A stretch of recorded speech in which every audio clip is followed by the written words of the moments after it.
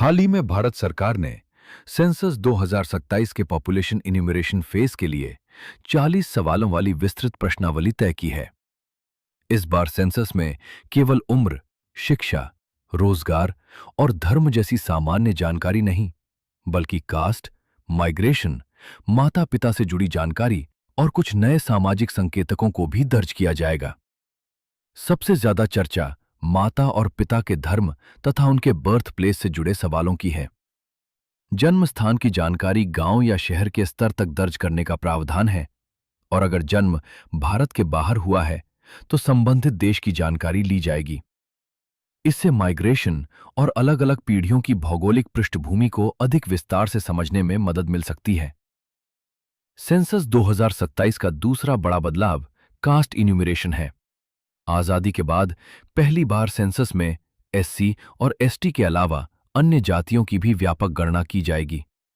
इसके लिए open field का इस्तेमाल किया जाएगा, जिसमें व्यक्ति अपनी कास्ट दर्ज कर सकेगा, जबकि जाति नहीं बताने और नो कास्ट जैसे विकल्प भी उपलब्ध होंगे। प्रश्नावली में कोविड वैक्सीनेशन से जुड़ी जानकारी और कुछ पहचान संबंधी विवरण भी शामिल किए गए हैं। सेंसस 2027 भारत की पहली डिजिटल सेंसस भी होगी, जिसमें मोबाइल एप्लीकेशंस और डिजिटल सिस्टम्स का बड़े स्तर पर इस्तेमाल किया जाएगा। लेकिन नई प्रश्नावली राजनीतिक विवाद का विषय भी बन गई है। कांग्रेस ने खास तौर पर माता-पिता के धर्म और बर्थ प्लेस जैसे माइक्रो डिटेल्स पर सवाल उठाए हैं और इनकी जरूरत तथा इस्तेमाल को लेकर सरकार से स्पष्टीकरण मांगा है। दूसरी तरफ सेंसस एक्ट 1948 के तहत सेंसस में जुटाई गई व्यक्तिगत जानकारी की कॉन्फिडेंशियलिटी के लिए कानूनी सुरक्षा का प्रावधान है।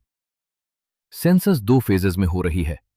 पहले चरण में हाउस लिस्टिंग और हाउसिंग सेंसस के जरिए घरों और उपलब्ध सुविधाओं से संबंधित जानकारी जुटाई जा रही है, जबकि पॉपुलेशन इन्यूमरेशन का मुख्य चरण फरवरी 2027 में होगा। इस पूरी प्रक्रिया का महत्व सिर्फ देश की पॉपुलेशन गिनने तक सीमित नहीं है। सेंसस डेटा भविष्य में वेलफेयर पॉलिसीज, संसाधनों के वितरण, माइग्रेशन एनालिसिस और राजनीतिक रिप्रेजेंटेशन जैसे कई क्षेत्रों के लिए महत्वपूर्ण आधार बनेगा। इसलिए 40 सवालों वाली नई क्वेश्चनेयर को लेकर असली चर्चा इस बात पर है कि भारत अपनी आबादी के बारे में पहले की तुलना में कितनी डिटेल्ड इंफॉर्मेशन जुटाने जा रहा है और इस डेटा का इस्तेमाल किस तरह किया जाएगा।